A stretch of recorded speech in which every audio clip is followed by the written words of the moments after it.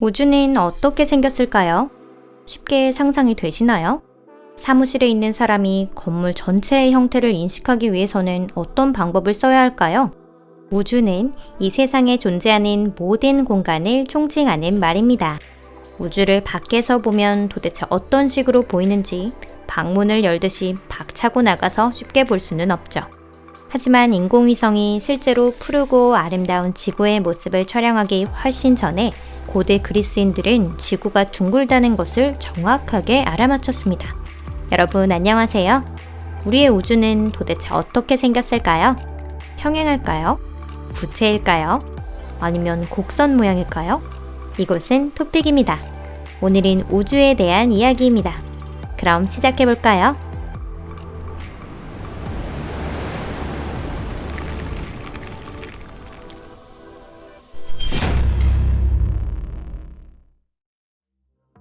시공의 곡률. 현대의 과학적 우주관이 형성된 것은 아인슈타인 덕분이라고 해도 과언이 아닙니다.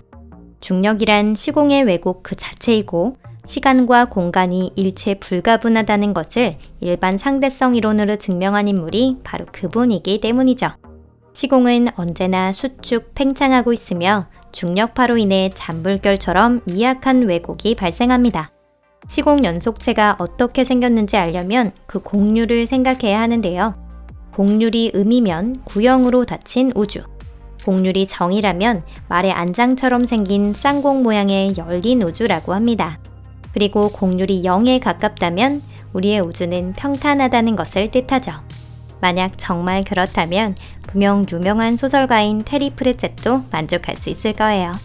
지금의 이야기가 도대체 무엇을 의미하는지 당장 상상하기 어렵기 때문에 한 가지 예를 들어보도록 하겠습니다. 한 미친 과학자가 우주의 한가운데에서 두 발의 광선총을 쐈다고 해볼게요. 그가 무슨 생각을 하고 있는지는 잘 모르겠지만 아무튼 상상은 자유니까요. 과학자가 양손에 광선총을 들고 방아쇠를 당겼다고 해보겠습니다. 그렇다면 총구에서 두 개의 빔이 평행하게 발사됩니다. 만약 그가 평행한 우주에 있다면 두 빔은 끝없는 저편으로 날아가 순식간에 보이지 않을 거예요. 과학자가 전곡률을 가진 우주에 들어간다면 빔은 얼마 후 다른 방향으로 갈라질 것입니다. 최악의 경우는 과학자가 음의 곡률을 가진 우주에 있었을 경우인데요. 이 경우 광선은 결국 제자리로 돌아오기 때문에 불쌍한 과학자의 몸을 관통하거나 기타 등등의 참혹한 일이 일어날 가능성이 있습니다. 그렇다면 우주는 구형, 곡선형, 평형 중 어느 쪽에 가장 가까울까요? 그걸 알기 위해서는 어떻게 해야 할까요? 우주 마이크로파 배경 복사. 지금 말한 세 가지 패턴의 우주에서는 각각 멀리 있는 천체가 다 다르게 보일 것입니다. 예를 들어 우주가 닫혀 있으면 천체가 실제보다 더 커 보이고 열려 있으면 실제보다 작아 보입니다. 그렇기 때문에 시공의 형태를 확정하기 위해서는 가능한 한 먼 곳에 있는 천체, 즉 우주 마이크로파 배경 복사를 관측할 필요가 있습니다. 우주 배경 복사는 빅뱅의 동그란 형태로 우주가 탄생한 지 38만 년 후 광자가 통과할 수 있을 만큼 공간이 맑아졌을 때 생긴 최초의 빛입니다. 이 무렵의 배경 복사는 매우 고온으로 대략 3000켈빈이 넘었는데 긴 시간에 걸쳐 1000분의 1도까지 내려가며 광자는 밀리파의 파장 영역으로 옮겨가게 됩니다. 우리는 지금도 그 빛을 포착할 수 있습니다. 그것은 망원경이 일종의 타임머신의 역할을 하고 있기 때문인데요. 우주의 저편을 본다는 것은 훨씬 더 과거의 우주를 보는 것과 같습니다.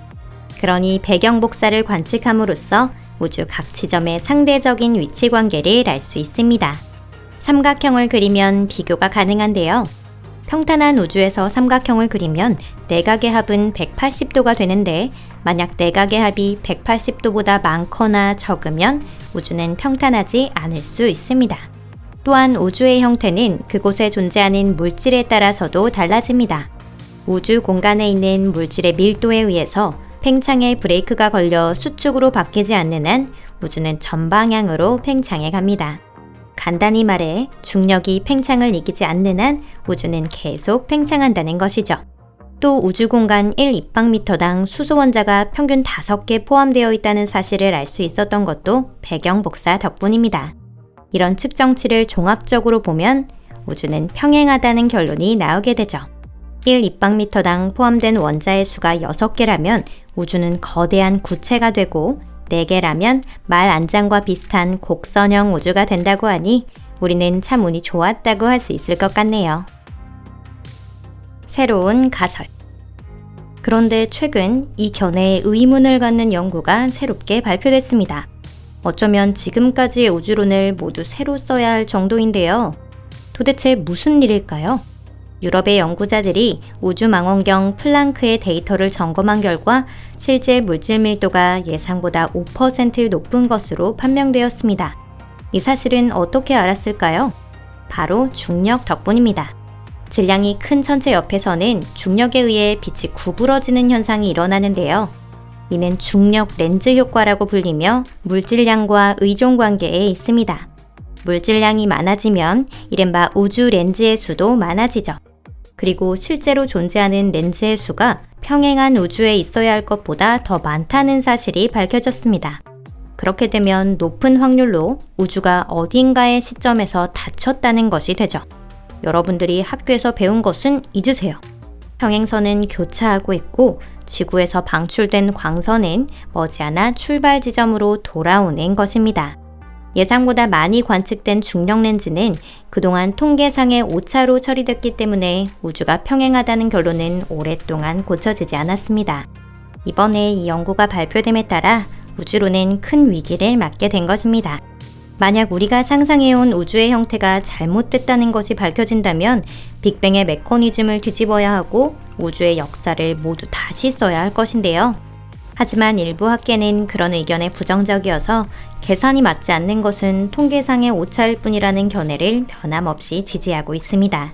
게다가 이 새로운 가설도 우주의 전체상을 완전하게 해명할 수 있는 것은 아니고 향후 계속해서 새로운 연구가 필요한 상황입니다. 우주의 운명. 그렇다면 우주의 형태는 그렇게 중요한 문제일까요? 우주가 평탄하든 구형이든 우리와 크게 상관이 없는데 말이죠. 만약 우주가 휘어져 있다고 해도 지구에도 은하에도 특별한 영향은 없습니다. 다만 우주가 어떻게 생겼느냐에 따라 그 미래는 달라지죠. 우주가 전곡률을 가지고 있다면 팽창은 영원히 계속됩니다. 그렇게 되면 우주는 놀라운 사건들로 뒤덮일 겁니다.